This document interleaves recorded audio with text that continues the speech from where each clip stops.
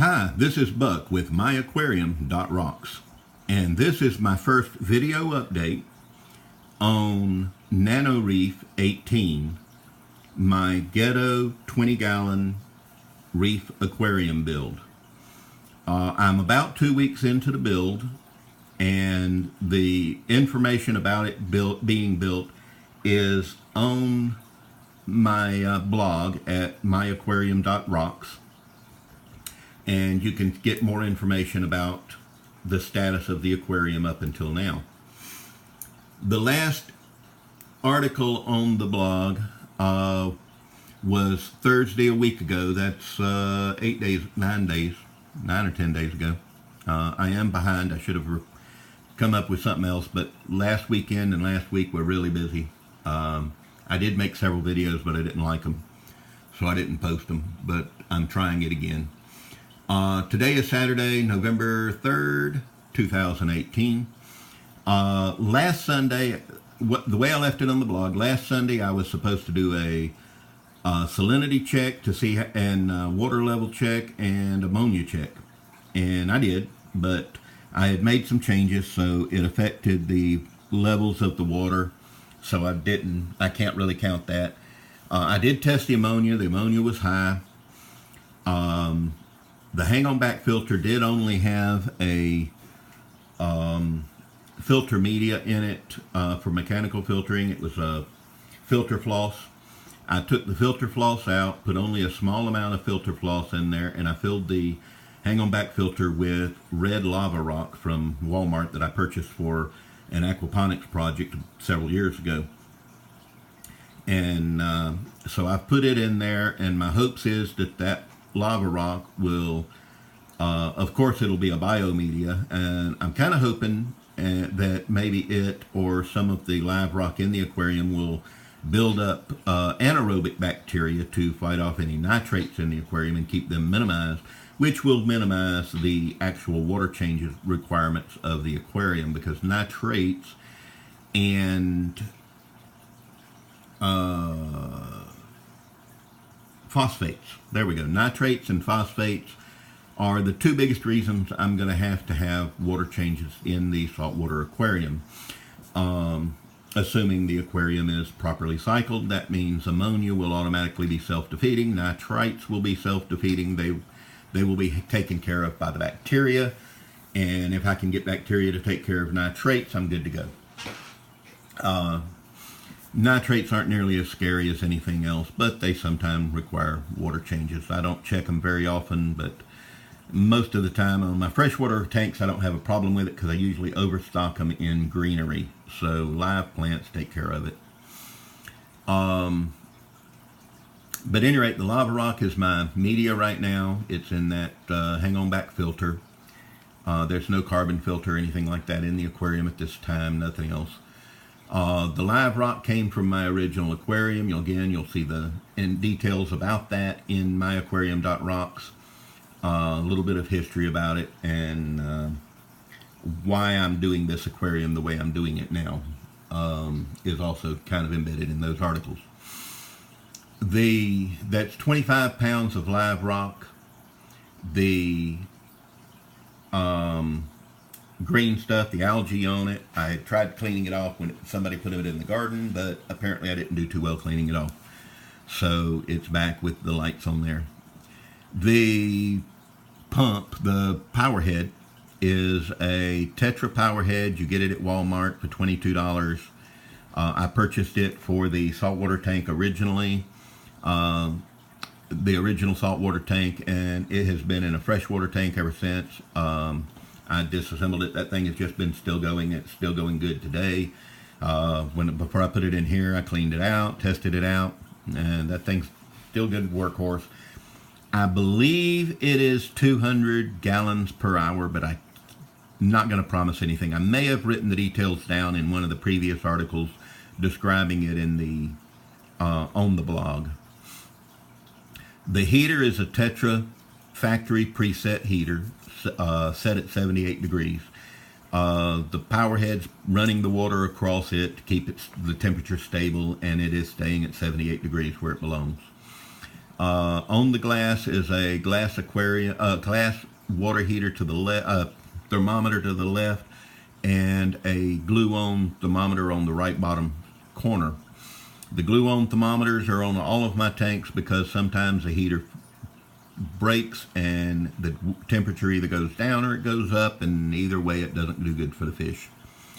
When I had a heater go up and kill all the fish, it did so about 4 hours after I had fed the fish. If I was watching the temperatures at the time, the fish probably would have survived. 4 days ago, the same thing happened in my Tetra tank, which is 3 years old, and it has 5-year-old fish because they had started in a 20. I moved to the 30-gallon 3 years ago, and this is my pride and joy. You'll hear more about it later on MyAquarium.Rocks. But I saw the temperature had risen when I was feeding the fish. I was able to take the heater out, put a new one in, put a little ice in there to cool the water off temporarily, a little bit. And I had no loss of fish. A few months back, the heater that stuck, I don't know, maybe 6 months or 8 months ago, the heater stuck in the on position and killed everything in the tank except 2 or 3 fish, and one of the survivors is actually in the 30-gallon Tetra. So you'll get more of that on MyAquarium.Rocks, but that's why I keep those thermometers on the aquarium, as ugly as they are. The overhead lights are LED lights I picked up from Amazon when a Chinese company was putting them out to test the market and to get reports and stuff on the lights. I bought 2 of them for $7 a piece, and they had 7 of them. I really wish I had bought more of them. I should have just bought all 7 he had. I could have afforded it at the time, but I didn't. But that's water under the bridge, so to speak. The lights are covered in cellophane. The reason for that is because the salt creeps up on these things, and these are not waterproof lights. They are told not to put over an aquarium without a top on it. And they have been 6 months or more on my 30-gallon without a lid, so did real well. But when I put one of them on this tank, it got really salty really fast. So it's a daily chore to have to wipe the salt down on this tank, by the way. That's just a daily routine it's going to have to be to keep the salt down. But those lights, I'm hoping the cellophane will protect them, to keep the salt down to a minimum, getting into them so that it extends their life. The same lights now sell for about $27 a piece on Amazon, so I'm not anxious to have to replace them. I'd love to find them back at that $7 price. I will buy what I can afford. But it is what it is. Let's see, I've gone over pretty much everything. Oh, when I put the filter in, did I say that I put Start Right in there? I poured Start Right over the lava rock and let it soak in for a while before turning the filter on. I left it about 5 or 10 minutes. It should have cycled the tank. Thursday when I tested the water was still very high ammonia. In fact, it maxed out. So I'm assuming that, or was assuming that the Start Right totally failed, and it may have. But every day I put 3 shrimp pellets in when I feed the rest of my aquariums to feed this, to keep the ammonia cycle built up and running. According to Jacob, a student from Appalachian State University who works at Reef Magic in Boone, North Carolina, where I go to get some of my stuff. I told him what I was doing, and he said, look, you got the ammonia high, don't feed it anymore. Just let it go, let it finish cycling, and it'll probably cycle in the next week or 2 because, the ammonia's high and it, the process has started. So I won't be feeding it anymore. It is possible, and I'm not going to say it happened, just that it's possible that I've sabotaged my own results with the Start Right by continually feeding an empty tank. Although my theory would have said the ammonia would continue to, that the ammonia would have taken care of it and whatever, because the bacteria would have taken care of the ammonia, and I definitely put enough bacteria in there to do that. But at any rate, be what it may be. I won't be feeding it anymore. I will let it go, let it cycle, and that will be the and see what the results are. I have a Aragonite Fiji Pink live sand to put in.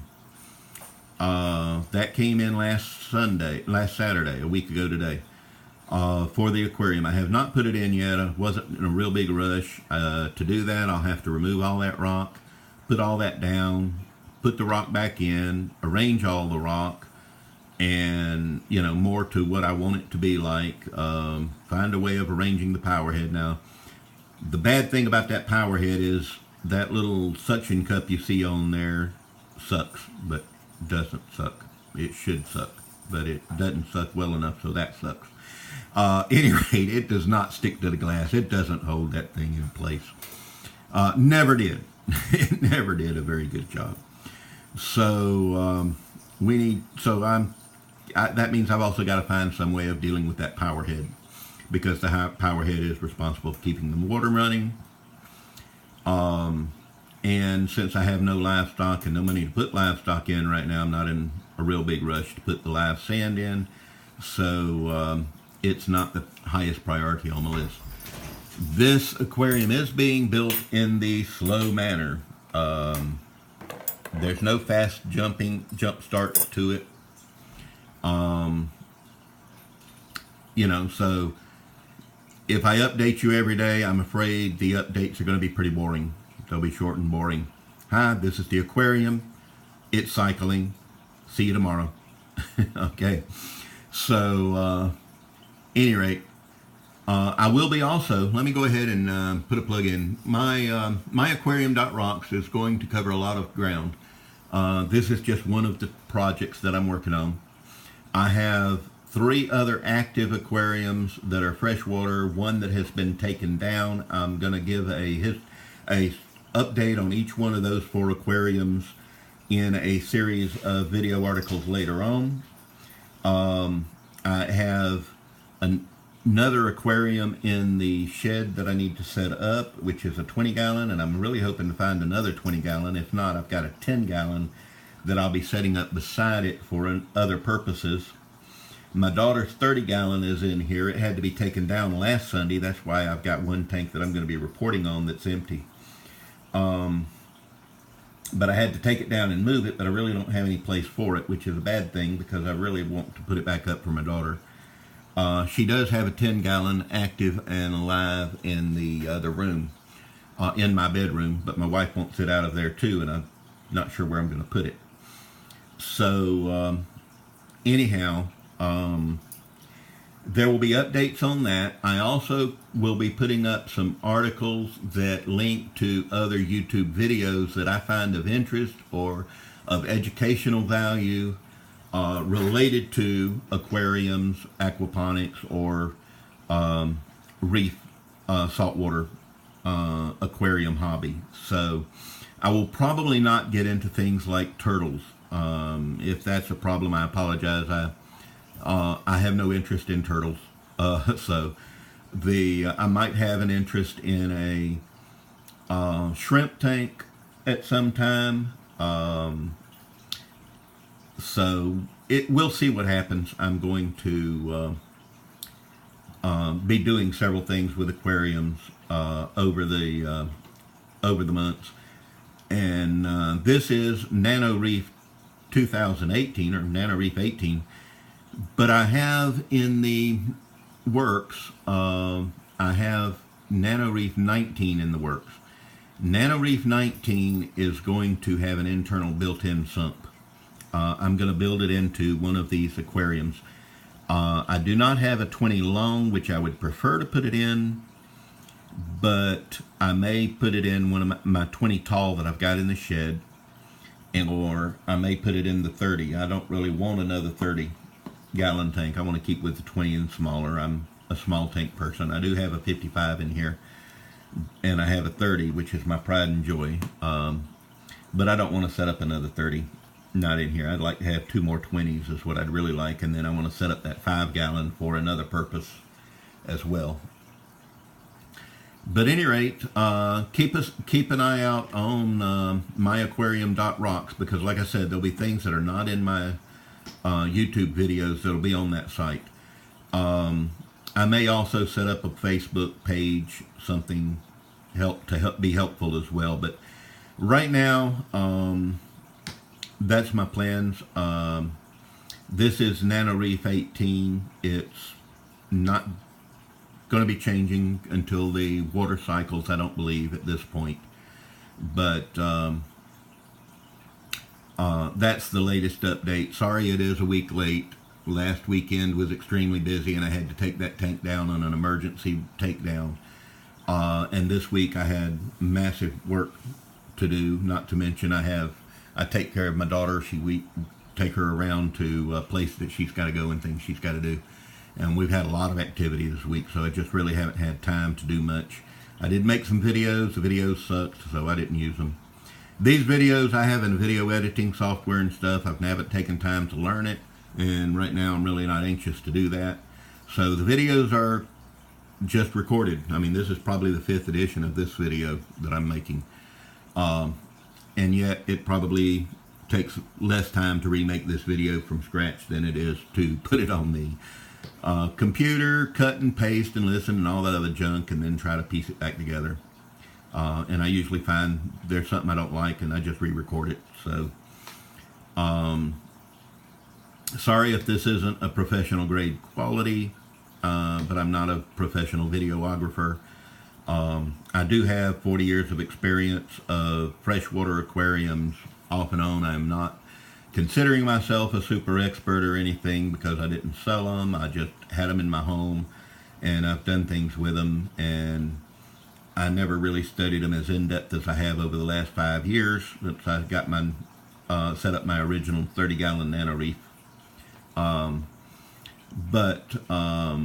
I have learned a lot through experience. I've learned a lot through others' experience. I've learned a lot through the experts that really, I mean, have the biological degrees and all that other stuff.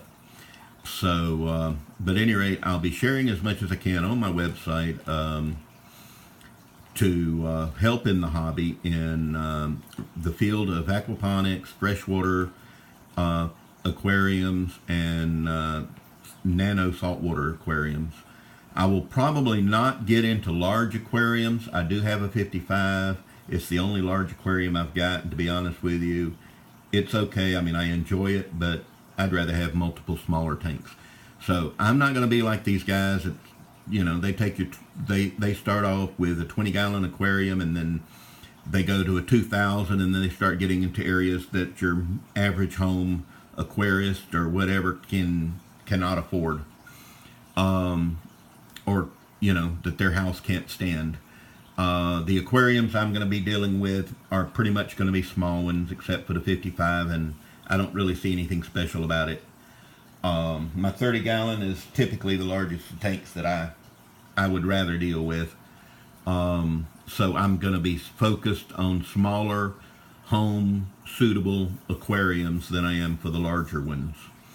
I hope that means something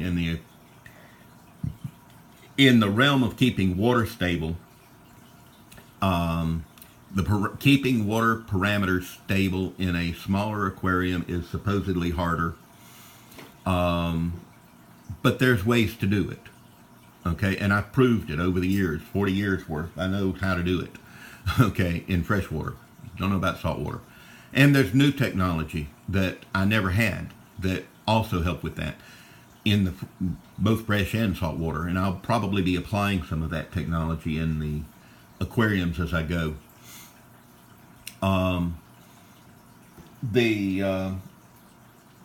So these are going to be smaller, but now what I have discovered too, especially with that 55, and it's actually true with the 30 as well, is that when I do maintenance on these aquariums, I don't have to do a whole lot real often. Okay, but when I do have to do maintenance, that 55-gallon is a pain. I mean, it is a lot of work. Okay, I don't care what they say. The water may be stable. That aquarium is a lot of work. It's more work than any other 2 aquariums I have. And I have, well, at one time I had 2 30s, a 10, a 5, 2 20s. All of these were operating at one time in here. I've given away more aquariums than I've got in the house right now. And I mean, that's how many I've gone through. I mean, you know, I would set them up, give them away. And that 55-gallon is more work than anything. So I'm just assuming, you know, I'd be just as happy to get rid of the 55 and get a couple of 20-gallon aquariums and use them in its place, to be honest with you. I mean, I hope that doesn't make me sound like a prude or something, but I like the smaller aquariums. I can manage them. I know how to do it, and I'd love to share what I'm doing with everybody else, and they can learn the same thing. They are not as hard to keep up. Now, the Nano Reef may or may not be as difficult. I mean, I know only bad things happen fast in a reef aquarium, and water parameters change quickly in a reef aquarium when they're in a nano tank. So, you know, I'm not discounting the validity of that statement at all. Please don't get me wrong there. There is a certain risk in what I'm doing, and it being a nano tank, but a lot of people are being successful with nano tanks. Even beginners who've never had other tanks have taken the time to do what's required to do to keep the tank stable, and they have been successful with 5, 10, even 3-gallon nano tanks as their first aquariums. Okay? So, you know, so you have to take what you got with a combination of a grain of salt as to who is actually saying it and who is actually working with the aquarium. If you're a very anal person, anal retentive, I mean, you do everything by the book, you follow the rules, you know, every morning you get up, you have your certain habits that you follow. You get up in the morning, you top off the tank, you feed the fish, and you go to work, and you come back, and you feed the fish, and you top off the aquarium, and you swap out the filter every week, and you swap out the water every week, and whatever, like clockwork. You know, you'll be able to do it very easily. If you're a kind of person that's totally lax and you look at it one day and you say, hey, man, this is great. You put the aquarium up. The next day it's like water's low. Who cares? Walk off and don't do it. You're going to have problems. You know, and so a Nano Reef tank may not be for you. Freshwater tanks are much easier to keep in nano than reef tanks from what I understand. And I have had a 30 that went to a 10. You'll read about it at MyAquarium.Rocks, and later on I may give more details to the story of it. But there's enough details to understand how I spent 8 months trying to do everything right on a 30-gallon reef and left it for dead, and it survived 18 months without any service. And that's part of my learning experience that I'm putting into this aquarium, is what happened during that 18 months and why did a tank that I neglected for 18 months and wrote off as dead, thinking every morning when I got up, I was thinking, good, it's going to be over with today, I can dump this thing out. And it carried on for 18 months. So, at any rate, read about it at MyAquarium.Rocks. Like, share, and subscribe, and keep coming back. Check out the website for sure. This is Buck with MyAquarium.Rocks, and I hope your aquarium rocks too.